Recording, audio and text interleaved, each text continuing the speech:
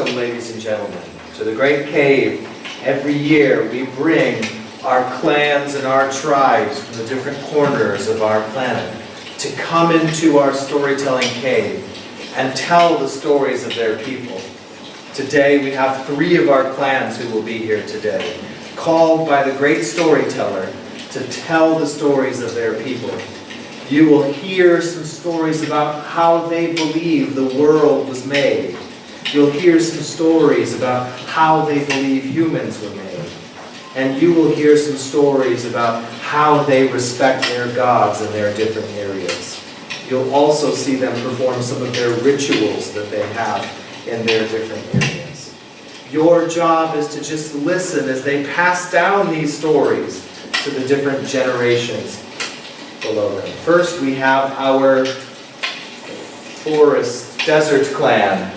And then we have our forest clan, our Arctic clan, and then we have our forest clan. Okay? So enjoy the stories that you hear here today. Let's give them a round of applause to welcome them to the cave.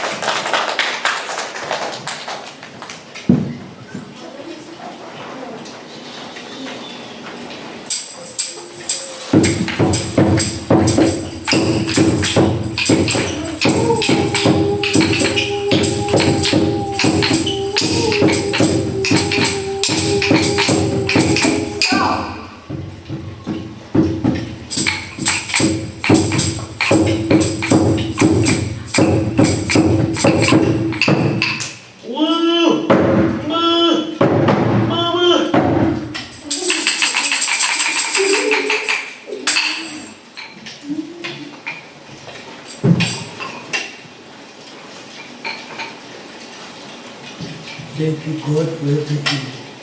I appreciate it.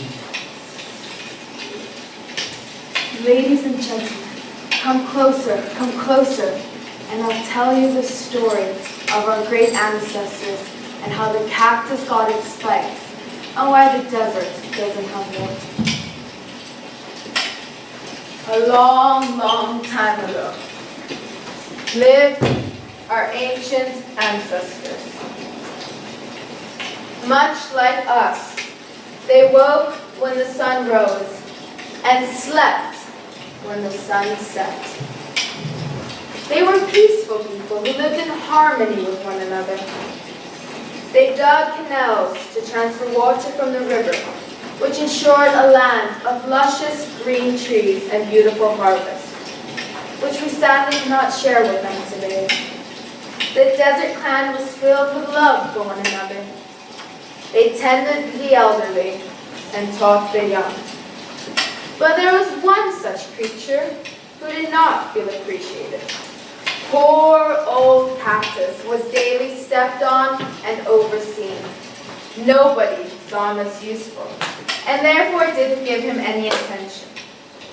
He could not compare to the desert clan's collection of beautiful plants. After years of having broken arms and a cracked stem, the cactus knew that it couldn't take another day of this, not even a second. I must find somebody who can relieve this curse that I've been so horribly damned with. When darkness had laid a thick blanket over the desert clan, and everyone had been sleeping peacefully for hours, when it was too late to hear the hoot of the owl, the cactus decided that its time was now. It's time. Quietly, he hopped along the sand path, decorated with mud huts on either side, till he got to the never-ending land of sand. And there, he quietly whispered, Almighty Sand God, hear my prayer, show yourself. and sure enough, the sand god appeared, luminous and strong in the moonlight.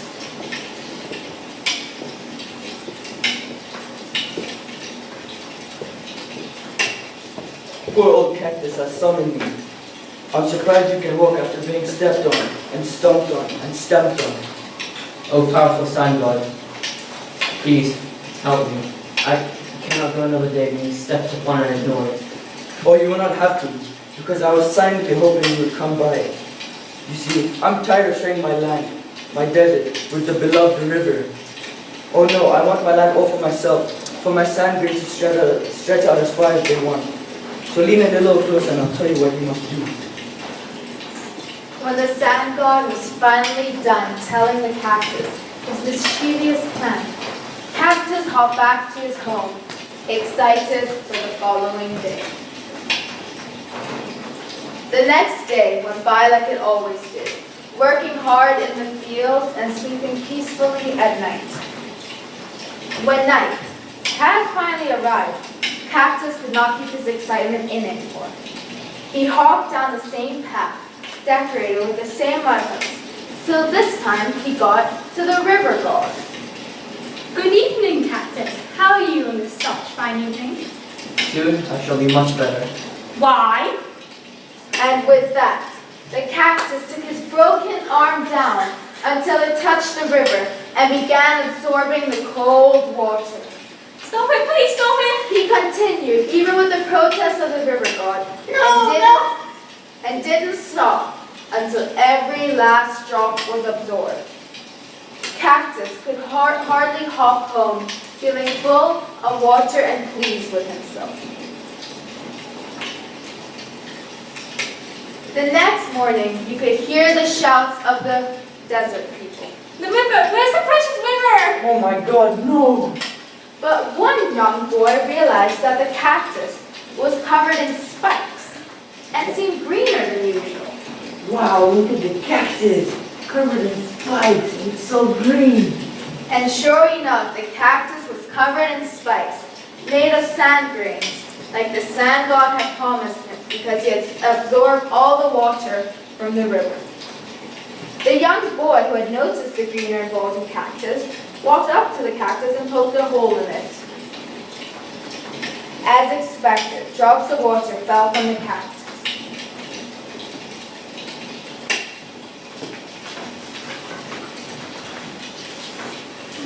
And that is why, children of the cave, the cactus has spikes.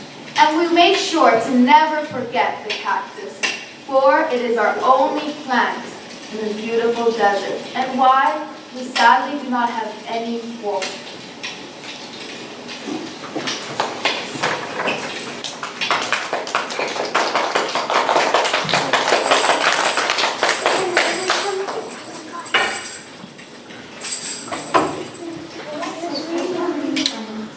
Now we will hear from the Arctic clan, from our cold regions in the north.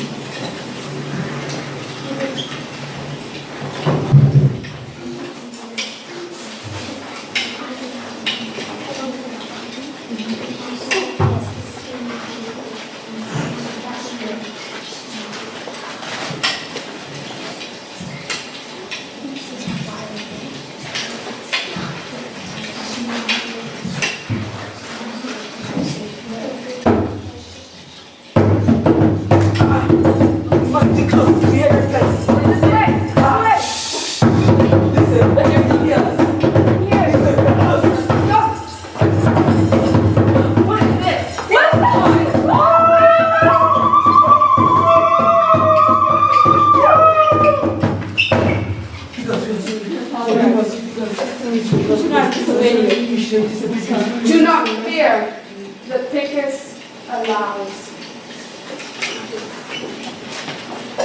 So I see the expression on your faces has changed. But don't worry, I'm here to explain.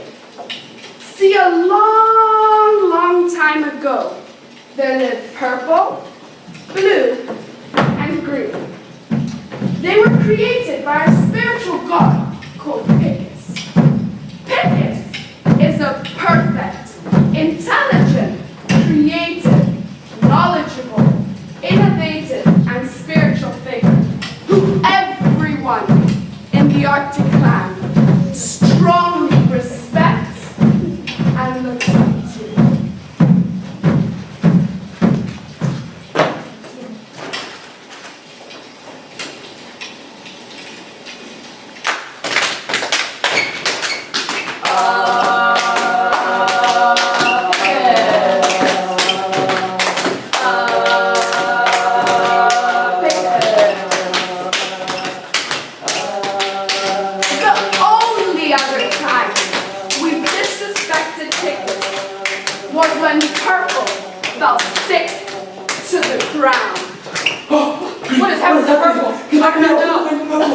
must do something. What's happening? She has fallen sick. What do we do? We must find the cure. We must help her. While looking for a cure to her deadly disease, we stumbled upon a sacred-looking tree. I have seen this before. What would be a holy tree? You must open it. Yes. We cut the tree down, thinking we'd find a cure to her disease.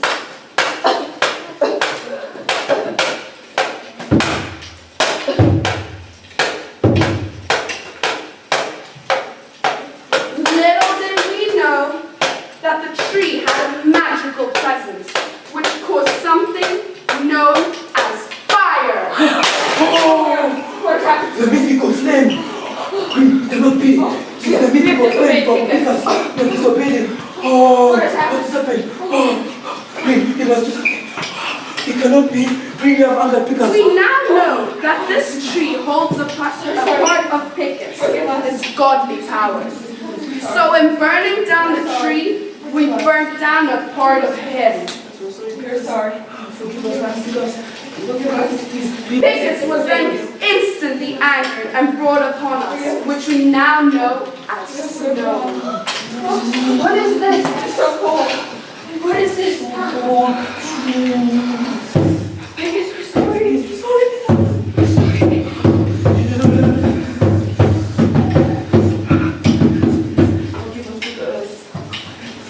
So we all know, along with life comes death. When purple, blue, and green passed life, they became the northern lights, showing future generations that if you live a good life, you're rewarded into becoming spirits known as the northern lights. But there wasn't only just happiness. Shadow was a rebellious human who went against Picus and all our cultural traditions.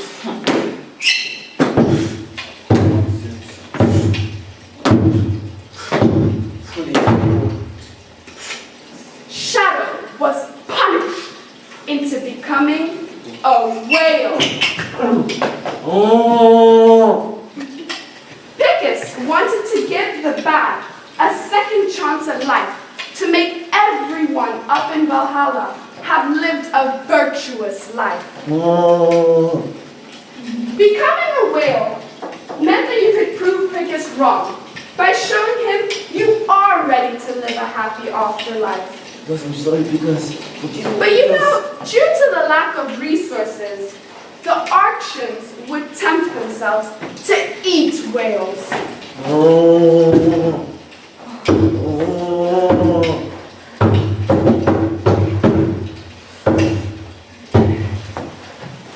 They knew this was wrong because they had a mission to prove Picus wrong. Please, Picas. Forgive me, Picas.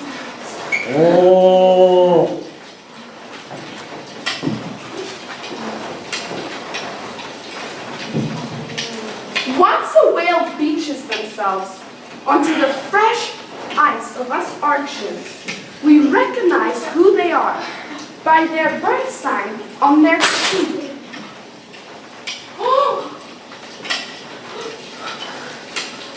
The family then prays for them to have a good afterlife in Valhalla.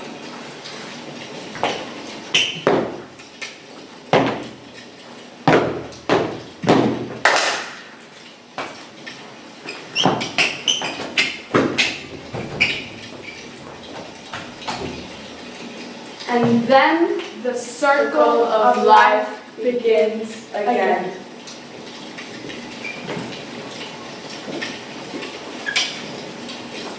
This is the story of how us Archons came to be. If you follow the rules and the leaders, you will be rewarded endlessly. If you do not, however, that is out of our hands. It's your life. Choose how you want to live it. We are the Archons. Who are you?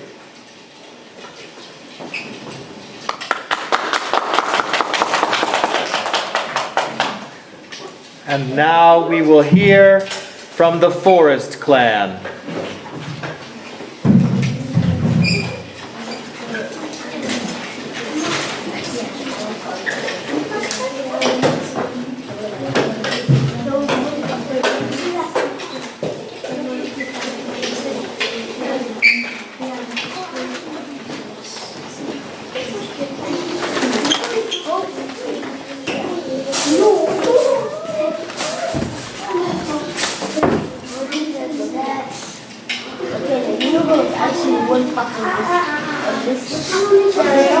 The Forest Clan.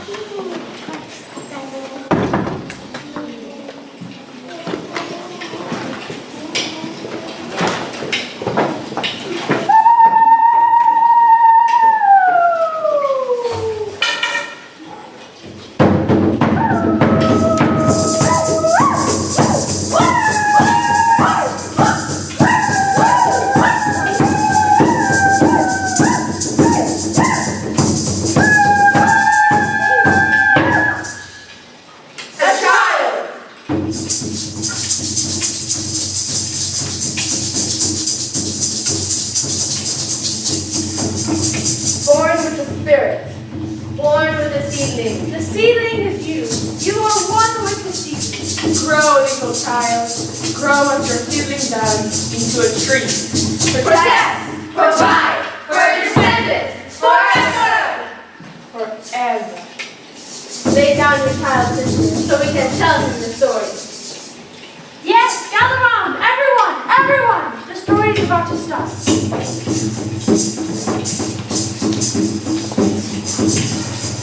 When a new soul is born, a tree is also. As the soul grows, so does the tree. Every soul on this earth is connected to Mother Nature. A sick soul, a sick tree. A broken limb, a broken branch. A young death, a young tree. This is the most precious connection. Life that has passed on will leave a piece of themselves on the earth through their tree. All the trees around us are the souls of our ancestors who watch over us, who feed us, who sustain us. But not every tree will feed us, because not every soul will go to heaven. A tree that bears fruit means that the past souls have brought happiness to the clan. They go to heaven.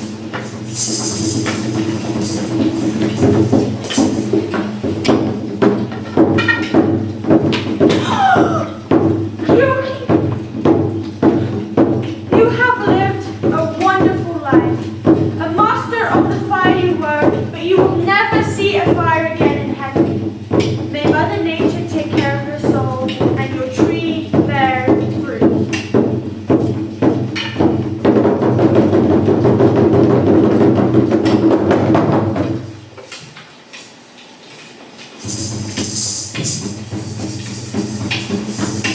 If your duties to the clan are not fulfilled and you brought no happiness in your life, your soul will be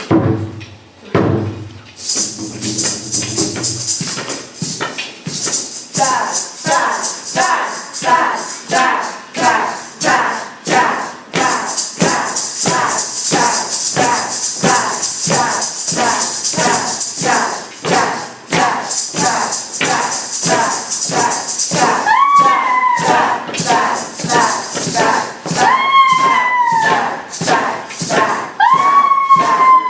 You have disappointed your clan.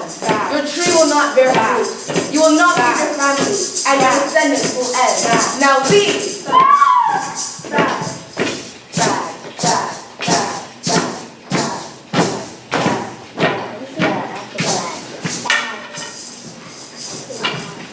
Child, you have now heard the story of our clan's life and death. Welcome.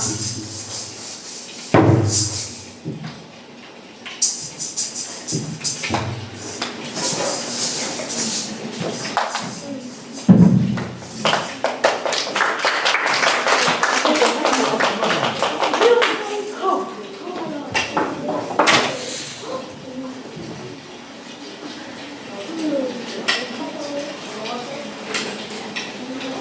You have heard the stories of our clans. Did you enjoy the stories from the desert clan? Say yes. Yes! Did you enjoy the stories from the Arctic clan? Say yes. Did you enjoy the stories from the forest clan? Say yes. These are the stories of our people on this world. Thank you all for coming. Let's give everybody a round of applause for their wonderful stories. Clans, come on out and receive your applause. Very good.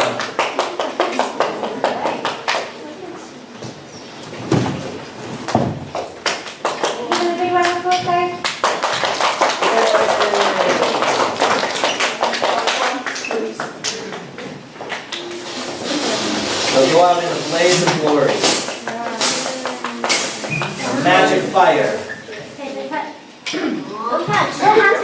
How about you let me decide what these questions first? I got so fired.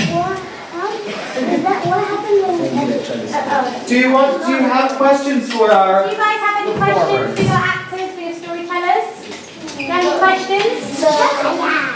Hello, group 2, I'm talking to you. Do you have any questions? No. No? No questions? Yes. There's one here. And yes, Lina, what's your question? Anyone? Yes, Penelope. How did you know that was actually real thing? So how did they come up with the story? How did they come up with the stories? How did they find out the stories? It gets passed on by generation. Well, it's passed on by generation. You made them up. Did you make them up yourself? Yes. Oh wow, how creative. Okay, is there anything you liked about the performances? Yeah. What did you like? You can tell us what you liked. Like the story? Costumes? Yeah? Okay. You're very quiet. Cool, we'll give them another round of applause. Thank you for having us. Thank you Thank for being you. on the That was really great, wasn't it, guys? Yeah. Yeah, I really enjoyed it. Very creative. Right, so we're going to go around. Yeah, so we'll go this way, grade 2. We're going to go for you and say thank you. Thank you. Thank you. Bye, guys. Remember, don't be bad. Okay, guys, that was great. Very nice. That was fun to see your stories and the way that you did them. That was really great. Can I press the button? You can. If you would like to operate the fire, you should. Yeah, Mr. Urban, it wasn't going throughout. It was puffing. Because it hisses like that, we might want to distract. But you know, next year when I do this, what I think I'll do is have them do like a magic thing where they push into the fire and suddenly the smoke. Or use the intro incense or something. Yeah. Or you can change it from stuff like the same thing as this, right? No, we can't do that. Okay, that's probably good, but we better draw it. A little bit more. Oh, it's finished. It has to cool down in between cycles. How long can this move? But you have a system for You know, it was really nice, which I think had we practiced a little bit more, when the lights were down, and I think it was Forest Clan, when you're over here, there's a nice orange glow coming up. It casts a really huge shadow on the wall, so it really looked like it was lighting the campfire. Okay, props away. We need to pick up, we need to clean up. It's very nice, guys. We need to clean up, we need to pick up. All your props go away. All of your costumes, all of your props. Everything goes away.